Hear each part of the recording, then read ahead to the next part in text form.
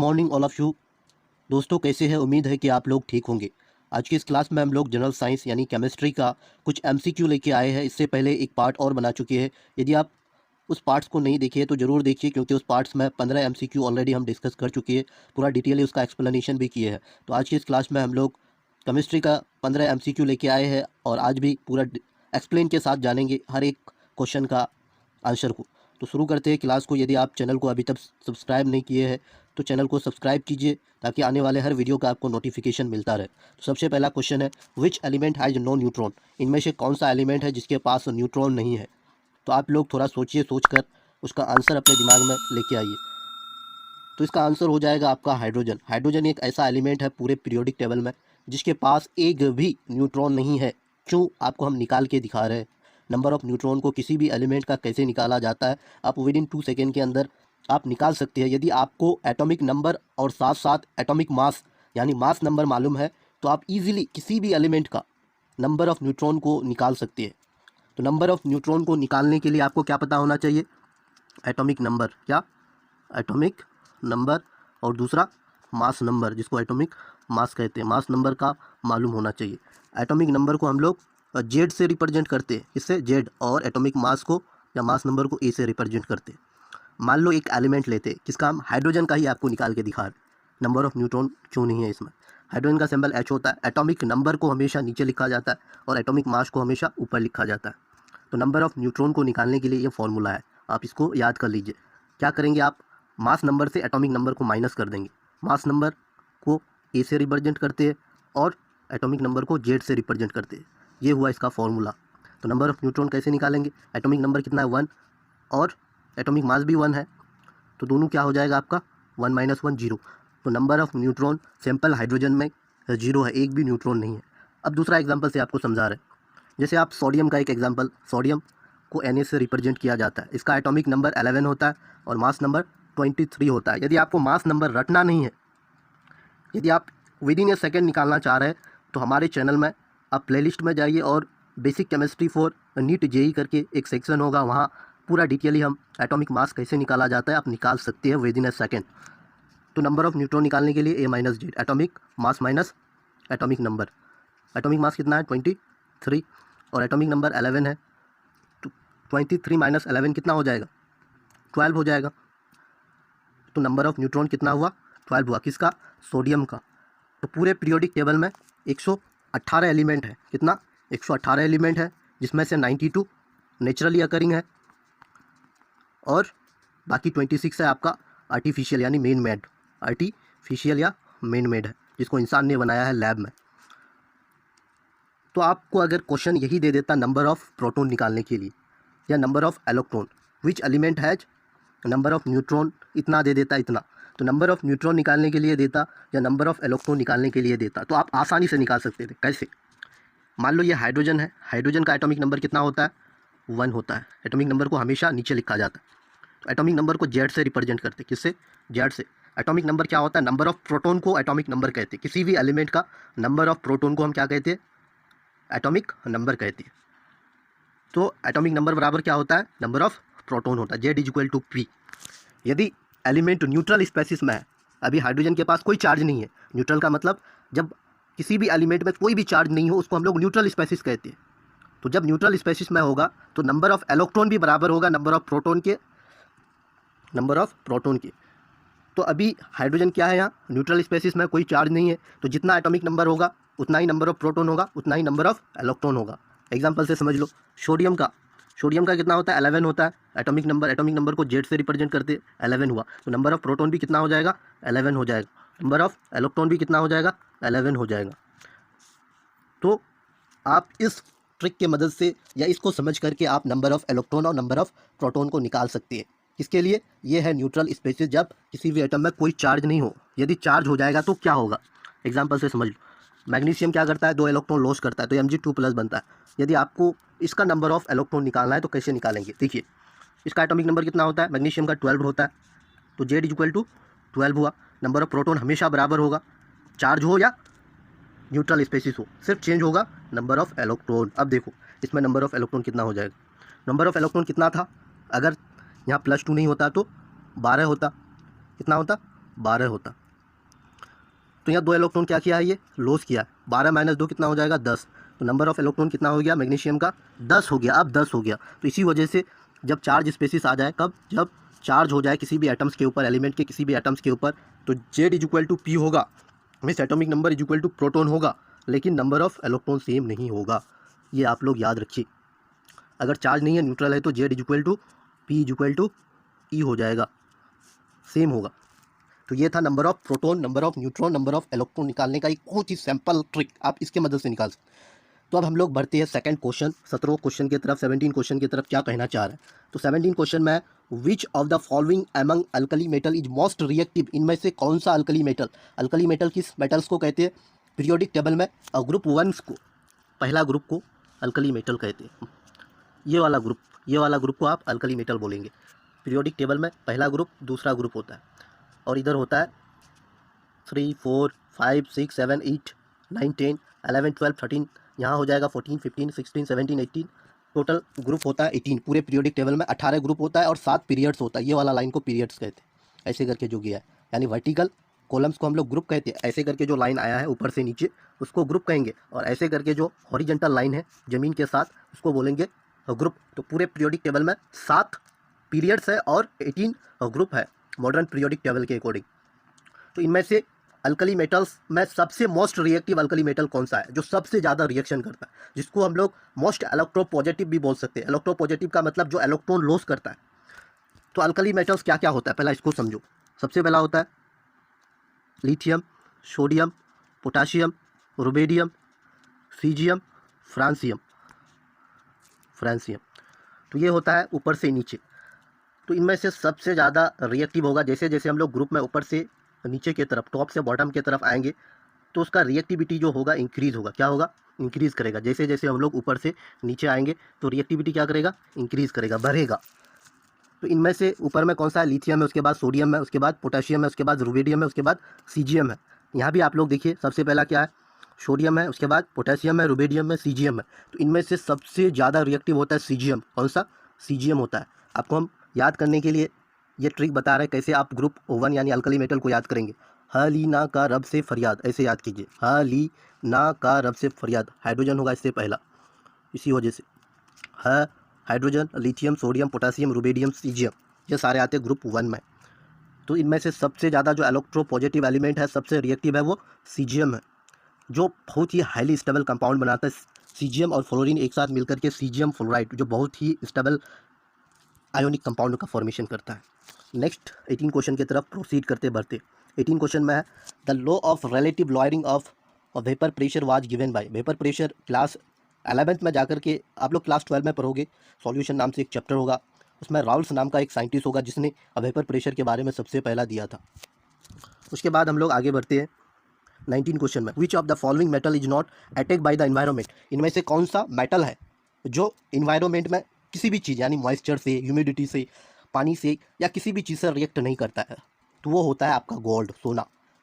आप लोग देखे होंगे, सोना अगर ज़मीन के अंदर हज़ारों साल रह जाएंगे तो उसमें कोई भी जंग नहीं लगेगा, कोई भी उसमें मेल नहीं होगा, क्योंकि ये इन्वायरमेंट से अटैक नहीं करता है किसी भी चीज़ से, इसीलिए हमेशा के लिए प्रिजर्व रहता है।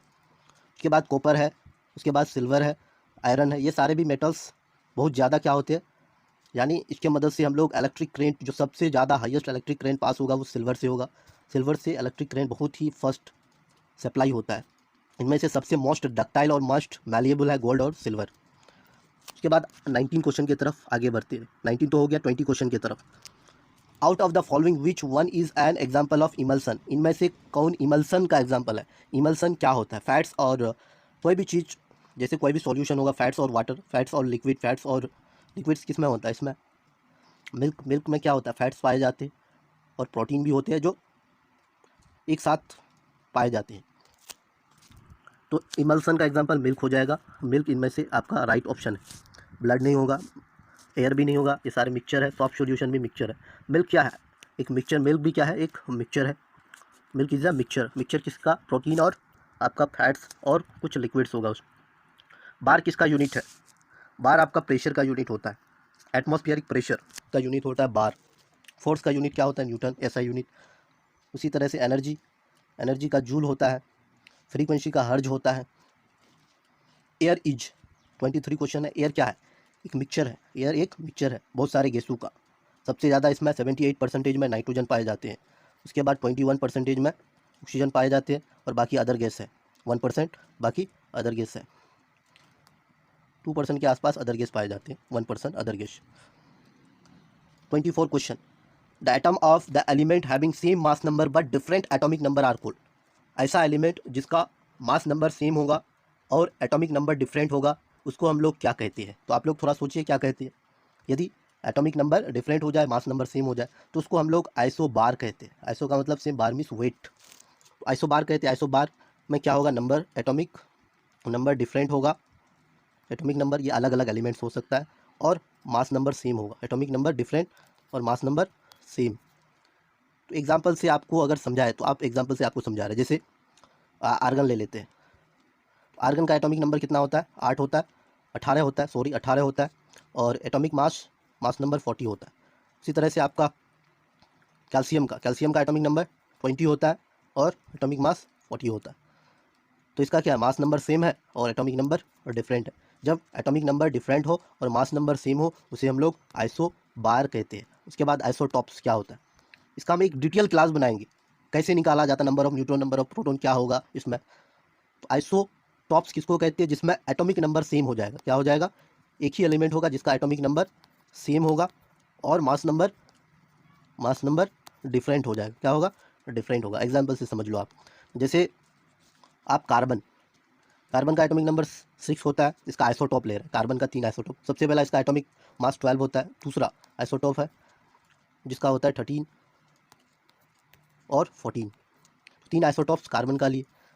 तो ये तीनों आइसोटॉप्स किसका है? कार्बन क्या है? सेम एलिमेंट है जिसका एटॉमिक नंबर सेम है 6 और मास नंबर क्या है? डिफरेंट है। यदि मास नंबर डिफरेंट हो जाए और एटॉमिक नंबर सेम होता है तो उसे हम लोग आइसोटॉप्स कहते हैं। क्या कहते हैं? आइसोटॉप्स। अगर यहाँ क्वेश्चन होता the atoms of the element having same atomic number but different mass number, तो आपका आइसोटॉप हो जाता। क्या हो जाता? आइसोटॉप। आइसोटॉप में एलिमेंट सेम होगा और उसका एटॉमिक नंबर भी सेम होगा और नंबर ऑफ जो आपका न्यूट्रॉन है, जो नंबर ऑफ एटॉमिक मास है वो अलग हो जाएगा, एटॉमिक मास अलग होगा। और एक एग्जांपल से समझ लो, जैसे हाइड्रोजन का पहला ये आइसोटॉप है 1H1, जिसको सबसे कॉमन हाइड्रोजन या सबसे कॉमन आइसोटॉप्स ऑफ हाइड्रोजन बोलते हैं, इसको प्रोटियम कहते हैं। उसके बाद दूसरा 1H2 होता है, इसको ड्यूटेरियम कहते हैं। उसके बाद 1H3 होता है, इसको ट्राइटियम कहते हैं। तो इसका देखो आप लोग, और इसका देखो और इसका देखो, तीनों का क्या है? एटॉमिक नंबर सेम है और मास नंबर डिफरेंट है और एलिमेंट भी सेम है, इसी को हम लोग आइसोटॉप्स कहते हैं। तो ये है कुछ बेसिक, इतना एक्सप्लेन नहीं करेंगे। यदि हम ये चारों टॉपिक्स को मिला करके एक क्लास ही दे देंगे पूरा detail. The structure of ethylene, ethylene का स्ट्रक्चर कैसा होता है? तो स्ट्रक्चर को जानने के लिए सबसे पहला आपको उसका केमिकल फार्मूला मालूम होना चाहिए। तो इथाइलिन का केमिकल फार्मूला होता है C2H4, जिसको इथीन कहते हैं, आम भाषा में इथीन कहते हैं। इसका इस्तेमाल हम लोग फलों को पकाने के लिए, राइपनिंग करने के लिए, ये एक नेचुरल प्लांट हार्मोन भी है, इसके मदद से फलों को पकाया जाता है। तो देखो इथाइलिन का स्ट्रक्चर बना रहा है, तो 2 कार्बन होता है, C2H4 है इसका, तो 2 कार्बन और 4 हाइड्रोजन है, तो इसमें डबल बॉन्ड होगा और 4 हाइड्रोजन, ये है 4 हाइड्रोजन आप लगा दी। यदि आपको इसका हाइब्रिडाइजेशन निकालना है, हाइब्रिडाइजेशन छोड़े, इसका एक सिग्मा होगा, एक पाई होगा, एक सिग्मा, जहाँ जहाँ सिंगल बोन वहाँ सिग्मा, और जहाँ डबल बोन आ जाए एक सिग्मा एक पाई होगा। तो इसका अगर sp3 हो जाएगा, sp3 नहीं sp2 होगा, क्योंकि 3 सिग्मा बॉन्ड है, और इसका भी sp2 होगा। तो sp2 अगर हो, यदि sp2 हो हाइब्रिडाइजेशन, तो उसका हो जाएगा आपका ट्राइंगुलर। क्या हो जाएगा? ट्राइंगुलर। अगर sp3 होता तो टेट्राहाइड्रल होता, अगर sp होता तो लीनियर होता। तो यहाँ इसका sp2 बन रहा है, तो यदि sp2 बना, इसका हाइब्रिडाइजेशन हम निकाले, sp2 का क्या हो जाएगा? आपका ट्राइंगुलर। तो इसका ऑप्शन ए हो जाएगा। इसके बाद 26 क्वेश्चन है, which of the following element is essential for construction in nuclear reactor. कौन सा एलिमेंट का यूज़ हम लोग न्यूक्लियर रिएक्टर बनाने के लिए करते हैं? तो हम लोग जिरकोनम का यूज़ करते हैं, जिरकोनम एलिमेंट्स का यूज़ करते हैं न्यूक्लियर रिएक्टर में। Water soluble base is called, जो पानी में घुल जाता है, घुलने वाला बेस को क्या कहते हैं? वाटर सोल्यूबल बेस होता है 7 से 14, इसका pH वैल्यू 7 से 14, 7 होगा तो न्यूट्रल होगा, 7 से उधर 14, जिसका भी pH वैल्यू 7 से 14 होगा तो वो बेस होगा। तो इनमें से सबसे वाटर सोल्यूबल बेस जो बोला जाता है वो आपका NaOH या KOH होता है। NaOH और KOH का पानी में घुलने का कैपेसिटी सबसे ज़्यादा होता है। तो NaOH क्या है? एक वाटर सोल्यूबल बेस है, और वाटर सोल्यूबल बेस को हम लोग अल्कली कहते हैं। 28 क्वेश्चन। बायोकैटालिस्ट आर, बायोकैटालिस्ट क्या होता है? बायोकैटालिस्ट हमारे बॉडी में पाए जाते हैं जिसका इस्तेमाल हम लोग किसी भी चीज़ को ब्रेक डाउन, हमारे बॉडी में जितने भी न्यूट्रिएंट्स आते हैं, जैसे कार्बोहाइड्रेट खाते हैं, फैट्स खाते हैं, प्रोटीन खाते हैं, वो सारे चीज़ को ब्रेक डाउन करने के लिए हमें एंजाइम्स की ज़रूरत पड़ती है, जो हमारे केमिकल रिएक्शन, मेटाबॉलिक रेट या मेटाबॉलिक केमिकल रिएक्शन को इंक्रीज़ करने में मदद करता है। तो एंजाइम क्या है? एक बायो कैटालिस्ट है जो हमारे बॉडी में मेटाबॉलिज्म में मदद करता है। हमारी बॉडी में 70 से ज़्यादा मेटाबॉलिक रिएक्शन होती है, हमारी बॉडी में 70 से ज़्यादा रिएक्शन पाए जाते हैं। तो इनमें से एंजाइम क्या है? एक बायो कैटालिस्ट है। बायो मीन्स लाइफ, हमारे बॉडी में। मोस्ट पावरफुल रेड्यूसिंग एजेंट, इनमें से सबसे ज़्यादा reducing agent means electron loss करने का जिसमें कैपेसिटी होता है, तो सबसे ज़्यादा रेड्यूसिंग एजेंट पहला आपका अल्कली मेटल होगा, दूसरा आपका alkaline earth metal. Periodic table में पहला ग्रुप को अल्कली मेटल, दूसरा को अल्कलाइन अर्थ मेटल कहते हैं। अल्कली मेटल में जो भी आएगा, तो सबसे पहला क्या आता है आपका? लिथियम, उसके बाद सोडियम, उसके बाद पोटेशियम, उसके बाद रुबिडियम, उसके बाद सीजियम। तो इनमें से आप देखिए, लिथियम जैसे जैसे ऊपर से नीचे आएंगे रिड्यूसिंग कैपेसिटी बढ़ेगा, तो लिथियम तो नहीं है यहाँ ऑप्शन में, आपका सोडियम है, तो आपका सोडियम हो जाएगा इसमें से सबसे ज़्यादा powerful reducing agent. 30 question. Acid reacts with base to give, जब एसिड बेस के साथ रिएक्ट करता है तो क्या बनाता है? तो आप इसका आंसर कैसे देंगे? हम आपको एक रिएक्शन से समझा रहे हैं। एसिड और बेस रिएक्ट करता है तो क्या बनता है? मान लो NaCl लिए, NaCl क्या है? सॉरी, NaCl एक साल्ट है। तो हम एसिड और बेस का एक रिएक्शन लेते हैं, एसिड HCl ले लिए और साथ साथ बेस NaOH ले लिए। जब HCl और NaOH को हम लोग रिएक्ट किए तो NaCl का फॉर्मेशन हुआ और साथ साथ वाटर H2O का फॉर्मेशन हुआ, तो NaCl बनेगा। जब एसिड बेस के साथ रिएक्ट करेगा तो साल्ट का फॉर्मेशन होगा और साथ साथ वाटर का फॉर्मेशन होगा, और इस तरह के रिएक्शन को हम लोग केमिस्ट्री की भाषा में न्यूट्रलाइजेशन रिएक्शन कहते हैं। जब एसिड और बेस एक साथ रिएक्ट करता है, रिएक्ट करने के बाद जो कंपाउंड बनता है वो साल्ट और वाटर बनता है, जो कि न्यूट्रलाइजेशन रिएक्शन होता है। इस तरह के रिएक्शन को न्यूट्रलाइजेशन रिएक्शन कहते हैं। तो एसिड और बेस रिएक्ट करके साल्ट का फॉर्मेशन करता है। आज का क्लास इतना ही। Thanks all of you. यदि आप चैनल को अभी तक सब्सक्राइब नहीं किए तो सब्सक्राइब कीजिए, ताकि इसके बाद जो पार्ट्स आएगा आप वो मिस ना करें।